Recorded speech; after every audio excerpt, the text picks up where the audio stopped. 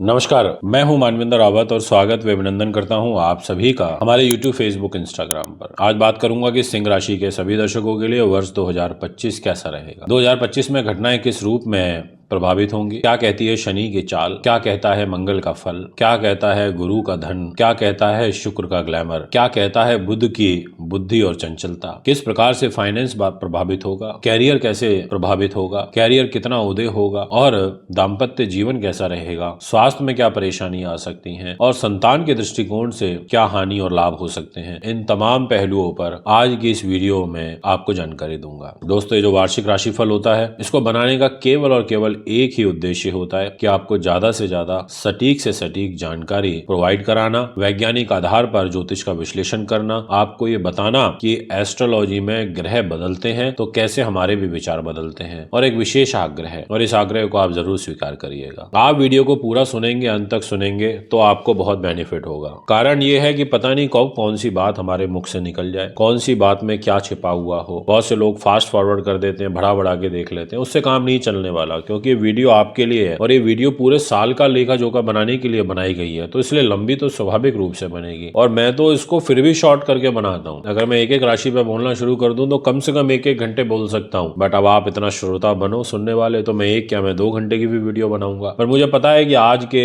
इस fast forward life के अंदर सब लोग शॉर्ट में सुनना चाहते हैं, तो मैं भी कोशिश करूंगा कि सीमित शब्दों में अपनी बात को पूरी करूं। अब बात करते हैं सबसे पहले आपके व्यक्तित्व, आपके मान सम्मान की। सूर्य ग्रह राजा है, ग्रहों के राजा, और जो आगामी विक्रम संवत रहेगा 2082, इसके जो राजा रहेंगे वो भी सूर्य ही हैं और मंत्री भी सूर्य ही हैं। अब विषय ये उठता है कि जब ये शुरुआत नव वर्ष की होगी 1 जनवरी से इंग्लिश कैलेंडर के हिसाब से, तो उस टाइम पर सूर्य ग्रह का ट्रांजिट होगा धनु राशि में, जो कि आपके लिए शुभ है। यानी कि पहले 15 दिन आपके लिए व्यक्तित्व व मान सम्मान के दृष्टिकोण से काफी अच्छे रहेंगे। इसके बाद 15 जनवरी से और साथ में 12 फरवरी तक सूर्य ग्रह रोग स्थान में चले जाएंगे। अब यहाँ पर रोग कंबाइन हो रहा है मान सम्मान के साथ, ध्यान रखिएगा। यानी कि मान सम्मान को भी हानि पहुंचेगी, शत्रुओं से बाधा पहुंचेगी, स्वास्थ्य खराब होगा, पेट, आंख, हृदय, हड्डियों से संबंधित, तो इस बात का भी आपको विशेष ध्यान रख के चलना होगा। 12 जनवरी की रात्रि 10 बजे से लेकर के और 14 मार्च 2025 तक सूर्य ग्रह मीन राशि में, ये कुंभ राशि में गोचर करेंगे। अब कुंभ राशि में इनका जाना यानी कि शत्रु राशि में जाना और साथ में शनि के साथ में रहना, सूर्य शनि की युति अच्छी नहीं होती, आपकी मैरिज लाइफ को ये युति खराब करेगी। तो क्या रहा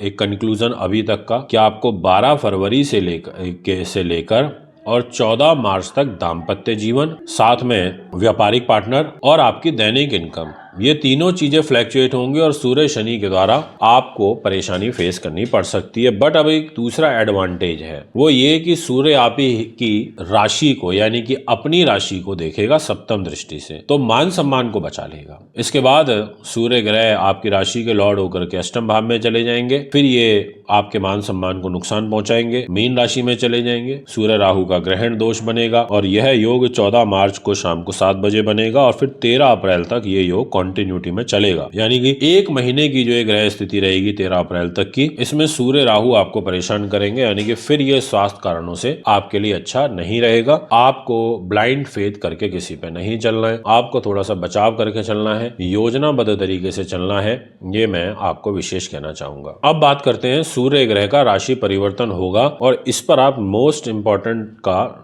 एक नोट भी मेंशन कर सकते हैं। वो ये है कि सूर्य वर्ष में एक बार उच्च के होते हैं और वो उच्च के होंगे दिनांक 14 अप्रैल को, मतलब 13 अप्रैल को हो जाएंगे, और पर होंगे ये 13 अप्रैल की आधी रात को, जब 14 की सुबह लग चुकी होगी। तो इसलिए एक तरीके से 14 अप्रैल से लेके 14 मई तक उच्च सूर्य का प्रभाव आपके भाग्य के घर में रहेगा, जो कि भाग्य के दृष्टिकोण से अच्छा है। भाग्य के घर में रहने से मान सम्मान और व्यक्तित्व का बढ़ना, ऐसी ग्रह स्थिति बनती है, ये मैं आपसे कहना चाहूंगा। इसके अलावा आपको पिता से सहयोग मिलेगा और आपकी विदेश यात्राओं के सुंदर योग यहाँ पर बनेंगे। इसके बाद जो आपको सबसे अच्छी और बढ़िया जो अपॉर्चुनिटीज हैं वो मिलेंगी लगभग 15 जून से लेके और 16 जुलाई के मध्य। इस टाइम पीरियड में आपको एडवांटेज व्यक्तित्व का तो मिलेगा ही, साथ में आपको विदेशों से भी लाभ प्राप्त होगा। बात करूंगा आपसे एक और इम्पोर्टेंट समय की, इस पर भी आप नोट मेंशन कर सकते हैं, और वो समय रहेगा जब स्वयं राशि के सूर्य आपकी राशि में आएंगे 16 अगस्त से लेके और 16 सितंबर तक। इस दौरान खुद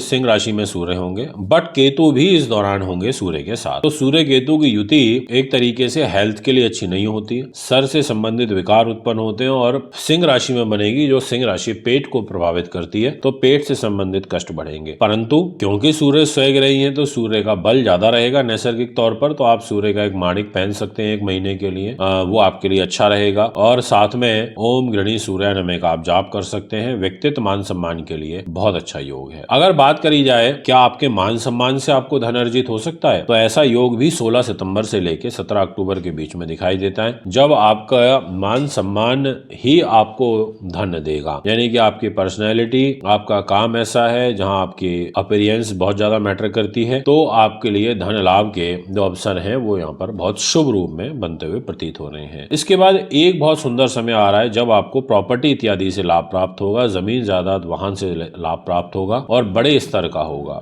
वो है 16 नवंबर से लेके और 15 दिसंबर तक का समय। इस दौरान आपके सूर्य ग्रह वृश्चिक राशि में रहेंगे, जो कि सुख साधन, प्रॉपर्टी, वाहन, जमीन जायदाद का योग बनाएंगे, जो काफी शुभ होता है। आखिरी के 15 दिन जब वर्ष 2025 का आखिरी महीना चल रहा होगा तो धनु के अंदर होंगे, तो ये बहुत अच्छा योग है। यानी कि जाता हुआ शनि, ये सूर्य जब ईयर की शुरुआत होगी 2025 की, तो उस समय पर सूर्य ग्रह धनु में होंगे, और जब ईयर का एंड हो रहा होगा तो उस समय भी जो सूर्य है वो धनु में ही होंगे। तो आपकी स्टार्टिंग और एंडिंग दोनों अच्छी दिखाई दे रही है। आखिरी के समय में 15 दिनों में आपको कोई अकस्मात धन लाभ हो सकता है, ऐसा आपकी राशि कहती है। ये बात रही आपके मान सम्मान प्लस साथ में एक एक भाव को लेकर के जिस जिस घर में उनका ट्रांजिट हो रहा है। तो ऐसी स्थिति में आपके लिए सूर्य को मजबूत रखना जरूरी है। सूर्य का माणिक या आप सूर्य का रूबी ये भी धारण कर सकते हैं। तो दोस्तों ये है आपका ग्रह गोचर। और एक इम्पॉर्टेंट बात, 17 अक्टूबर से और 16 नवंबर के बीच में आप जरूर सूर्य के दान करिएगा, गुड़ का, तांबे का, गेहूं का दान रविवार के दिन, जो आपके लिए अनिवार्य है। अब आपसे इजाजत चाहता हूं,